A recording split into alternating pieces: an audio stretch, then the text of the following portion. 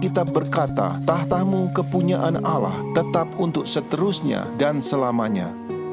Pada saat Yeremia baru saja menyaksikan Yerusalem dan bait suci dihancurkan, dia tetap memiliki pandangan yang berbeda tentang tahta Allah. Engkau ya Tuhan bertahta selama-lamanya. Tahtamu tetap dari masa ke masa.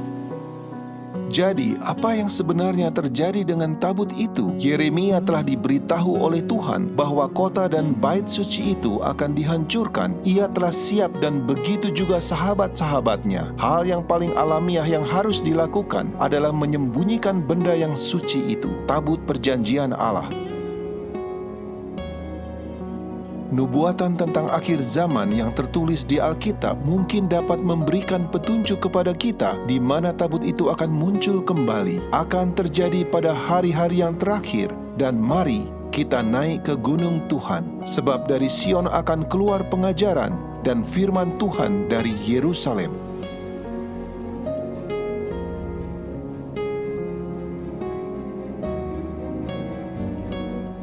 Pada abad ke-19, arkeologi sudah mulai maju ketika berbagai ilmuwan pergi mencari peninggalan-peninggalan kuno yang ditemukan di Timur Tengah.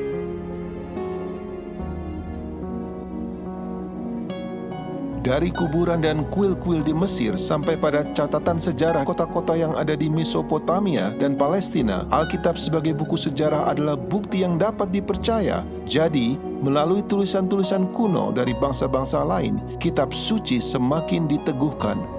Bahkan kota Babel yang telah menjadi legenda bagi banyak orang dapat ditemukan dari peninggalan-peninggalannya. Kota Yerusalem telah dihuni sejak tabut itu menghilang. Banyak orang yang membangun rumah-rumah baru di atas bangunan kuno di bawahnya. Jadi kota kuno itu merupakan lapisan-lapisan sejarah yang bertumpuk satu dengan yang lainnya.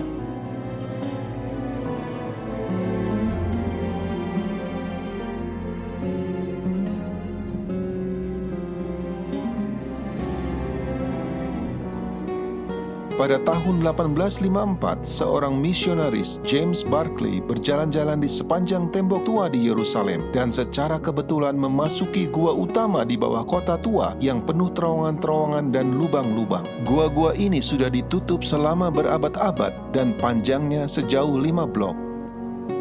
Pada tahun 1867, Tuan Jenderal Charles Warren melakukan penggalian di kota tua itu dan di bukit di mana bait suci itu berdiri. Ia menemukan terowongan-terowongan di bawah lantai dasar. Pada tahun 1873, Charles Clermont Ganneau, seorang orientalis Prancis dan seorang arkeolog, menemukan kerup diukir di batu di dalam gua.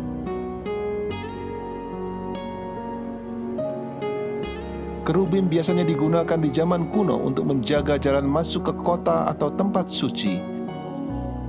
Kerub itu mempunyai keunikan dan mirip dengan apa yang ada pada saat tabut itu menghilang.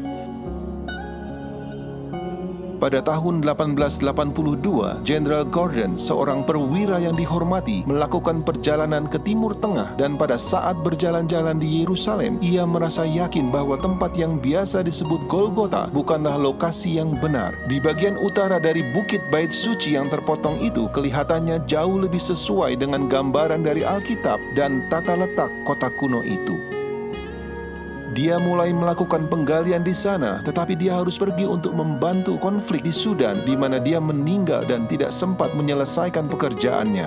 Namun dia sempat menuliskan surat kepada seorang sahabatnya yang berisi suatu pernyataan yang mengejutkan, sesuatu yang terjadi yang tidak sempat dijelaskan. Di bagian utara gunung yang dimaksud dengan Bukit Tengkorak juga merupakan tempat yang disebut Gua Yeremia, di mana dia menuliskan kitab ratapan, kitab yang sama di mana Yeremia mengatakan, tahta Allah tetap selama-lamanya. Gordon berkata, tabut perjanjian itu ada di sana. Dia juga menyebutkan bahwa perkakas-perkakas bait suci yang lain dapat ditemukan di sana. Pernyataan itu sangat aneh karena dia tidak pernah menyelesaikan penggaliannya. Jadi bagaimana dia bisa tahu? Demikianlah gua Yeremia itu tetap tertutup dan surat-surat Jenderal Gordon tersimpan di suatu tempat yang aman.